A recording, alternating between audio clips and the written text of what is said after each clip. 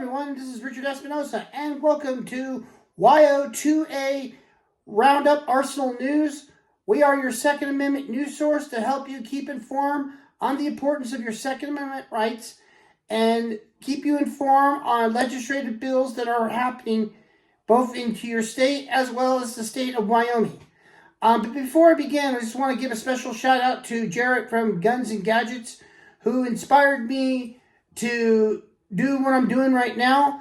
And hopefully on the weekends, I'll be doing a video every weekend because the weekdays are my busiest day with my other job. But putting that aside, I also want to give a shout out to gun owners of Wyoming who's been doing a tremendous job fighting against the injustice with Governor Mark Gordon, and also Gun Owners of America, who's also been very supportive in fighting a gun-free zone here in the great state of Wyoming. I've been living in Wyoming for about a year now. I'm originally from California. I escaped from California, and I thank God I'm no longer part of that state anymore.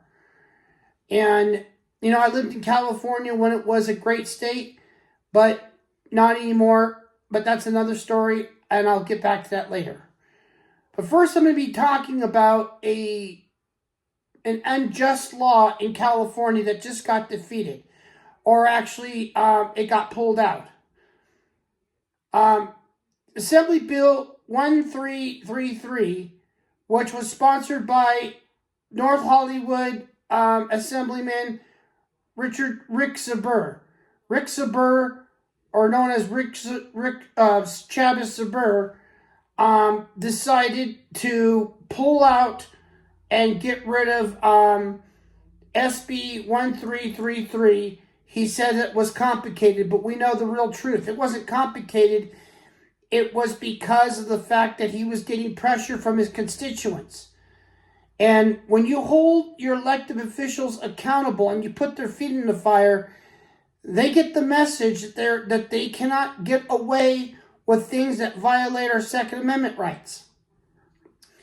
So this bill has been defeated. However, you have a lot of hissy fits going on from Moms Demand Action, as well as Michael Bloomberg's Every Town for Gun Safety. And Moms Demand Action put on their website their so-called fact sheet. They said that Assembly Bill 1333 would have saved a lot of lives. That's a bunch of baloney and everybody knows it. Now, can you imagine you get prosecuted simply because you're protecting your loved ones, you're protecting your home? I mean, imagine if that was the law of the land. It would defeat the purpose of us having a constitution, even a Second Amendment, if that were the case. But the thing about the gun control groups, especially Moms Demand Action, and especially Michael Bloomberg for Every Town for Gun Safety, they don't believe in self-defense. This is how they play the game. If you get killed in a school shooting, or you get killed in a gun-free zone, you're the victim. But if you use a gun to kill a bad guy, you're no longer the victim. The bad guy becomes the victim, and the victim becomes the bad guy. That's how they play the game. Moms Demand Action, rather you be dead than you killing the bad guy. Because here's the reason why. Each time a good guy with a gun kills a bad guy with a gun, it defeats their agenda and it defeats their purpose. It defeats what they're trying to fight for. See, if we use a gun to kill a bad guy every time, it makes them look bad. They can't justify their reasoning or logic to pass unjust gun laws, because every time a good guy with a gun kills a bad guy with a gun, it defeats their narrative. That's how they play this game. Well, I'm going to try to make this a short video because this is my first video I'm doing as far as doing my Second Amendment right activism, because I'll be doing lot more research and to look for some important bills that people should know about, important bills that are trying to be hid. So again, if you have an important bill that's going to affect your state, like I said, feel free to email me and I'll be very glad to talk about it and read about it for our next video.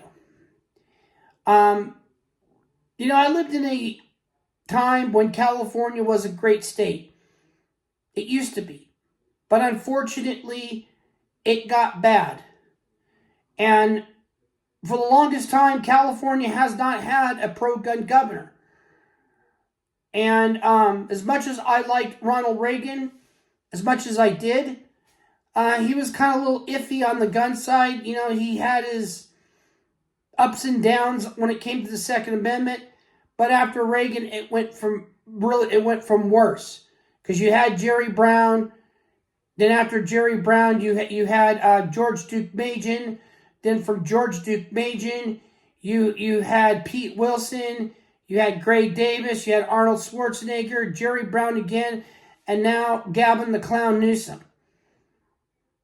Ever since then, we've just not had any pro-gun governors in California, which is one of the many reasons why I left California.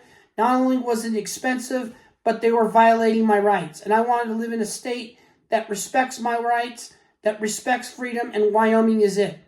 And I'm very proud to say I now live in this great state, and the people of Wyoming are wonderful. They treat me with respect, but most importantly, they welcome me here. And George Duke Majan showed his true colors in 1989 because of an incident that happened in Stockton, and that's when California became heavily anti-gun, especially with the corrupt Attorney General at the time, Dan Lundgren. And of course, then after Lundgren was Bill Locklear. Lundgren ran for governor against Gray Davis but didn't win, but it wasn't a win-win situation anyways because both Dan Lundgren and Gray Davis at the time were horrible. Gray Davis ended up getting recalled, and we got really bad from worse with Arnold Schwarzenegger.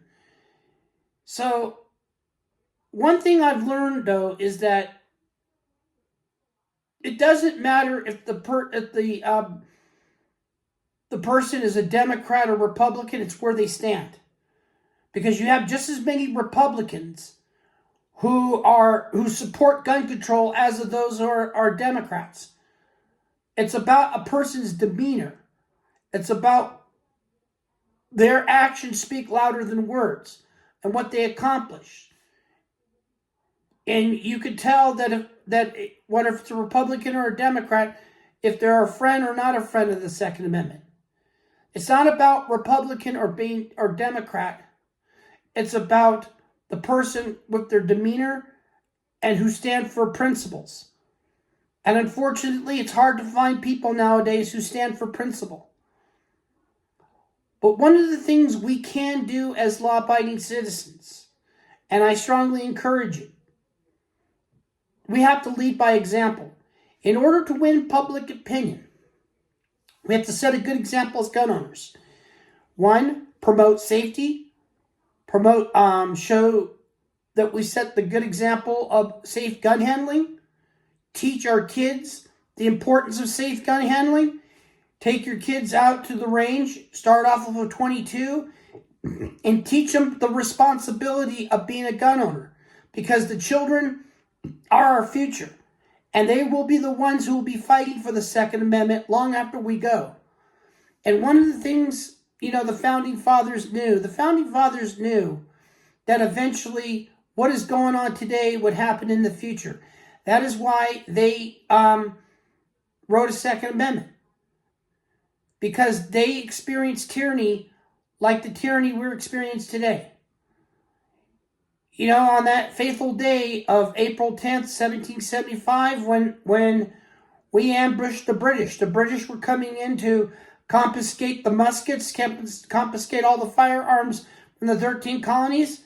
And we fired the first shot. The shot heard around the world. We beat them on Bunker Hill. And we end up winning the war. But one thing that James Madison said is once a freedom is lost forever. And that is one of the reasons why the Founding Fathers wrote a Second Amendment, because it's the tools that they're handing to us to defend that right. Because the Founding Fathers knew they're not going to live forever. So it's up to us as patriots, to stand and fight and defend the Constitution of the United States against all enemies, foreign and domestic. And as far as I'm concerned, any elected official that supports gun control automatically violated their oath of office.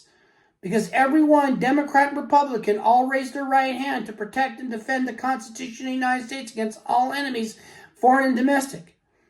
And those people that support gun control laws that violate my Second Amendment rights, they already violated their oath as far as I'm concerned. But remember, you're your own worst enemy when you don't vote or when you don't get involved. You have to call up your senators, your congressmen, whether they're pro-gun or not. You got to tell them where you stand, because you got to hold their feet in the fire. Because the only way you're going to win is if you hold them accountable. And that is important. You got to hold them accountable, because if you don't hold them accountable, they're going to get away with it. And that's the way it is. You got to hold them accountable. So I encourage you, for those of you who are American patriots, for those of you who are defenders of the Second Amendment, remember, lead by example, demonstrate good gun ownership, demonstrate safety, responsibility, and I guarantee you, if we set those examples, it will help change public opinion a little bit. You're not going to change everybody's mind or everybody's opinion, but you might change a few people. And if you can change a few people, great. And if you have a friend that's never gone shooting before, take them out, teach them. Because that's the only way we're going to win.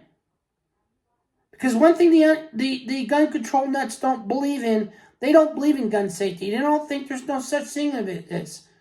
They call it a sugarcoating and promoting danger. Well, you know what?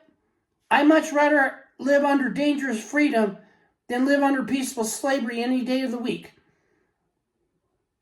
Well, that is it for today, my fellow Americans. So, again, if you have a concern, or if you have an unjust bill that's going on in your state, what if it's a blue state, red state, send me an email at rjespinoza.roundupnews@gmail.com. Tell me who you are, what state you're from, tell me what the bill is, bring it to my attention, and in our next show, I will read it, and I will talk about it, and get your people's opinion about it. Remember, we're all innocent together. Remember, what affects one state affects another.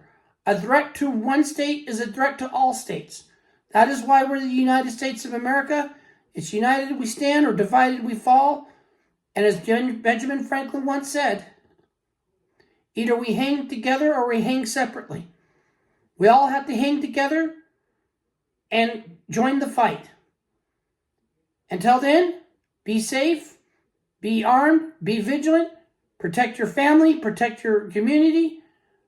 Never be afraid to carry a firearm with you. Have a great day, fellow Americans.